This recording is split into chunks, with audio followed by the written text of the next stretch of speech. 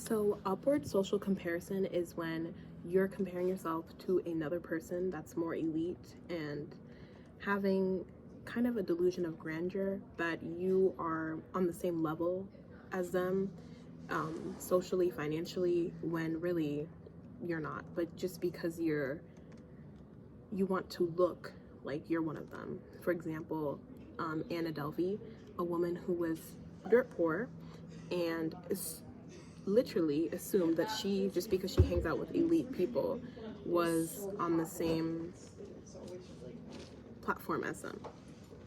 Downward would be a strategy that people use to feel better about themselves in their own situation. For example, it would be someone who is looking at a homeless person and saying, oh, my life is so much better because I'm not addicted to crack and heroin. But, just compare to yourself. This would be helpful in comparing if you don't compare others, and it would be helpful for my own personal growth to say, I'm not on the same status as them, but I can get there if I work hard. Instead of feeling, oh, I'm better than this person because I'm not at this level. You could get to homelessness any day. So be humble. Humbleness is key for both of these downward and upward comparisons. Failure causes such distress in people because they are looking as its make or break. If I fail this one class, you go into a spiral of thoughts. I'm gonna fail my college, I'm gonna fail life, I'm gonna be homeless, I'm gonna do badly just because of you failed a geography quiz.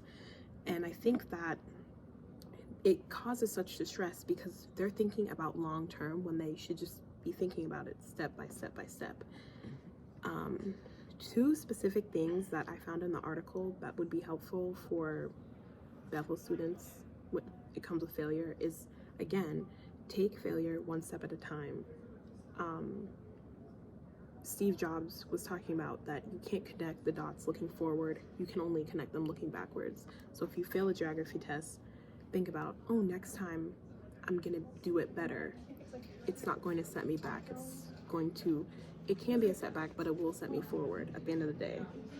And then Steve Jobs also said that you have to trust in something. And I think a lot of us do not trust in ourselves that we can pass a class or pass a geography test because we feel as if we're not at that level yet. And because this one failure has pushed me back tremendously. So you should just have trust that this is not a make or break moment. Also, your pathway can take twists and turns. So failure is inevitable and it's impossible to live life without failing.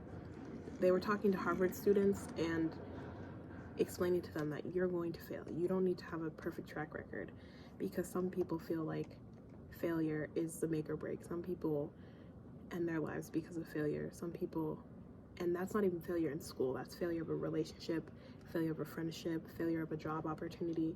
That's not the end. That failure could lead to your success. For example, Jennifer Hudson failed American Idol.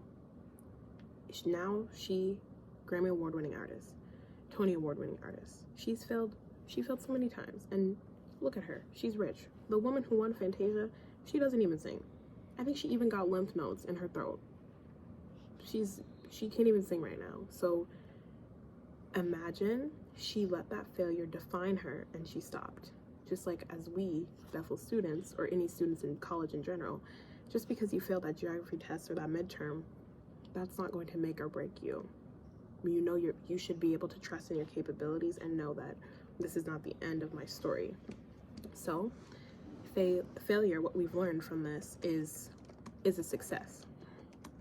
And it can help you and lead you on a pathway that will open new doors for you and help you achieve what you want in life if you have the discipline and drive to get there.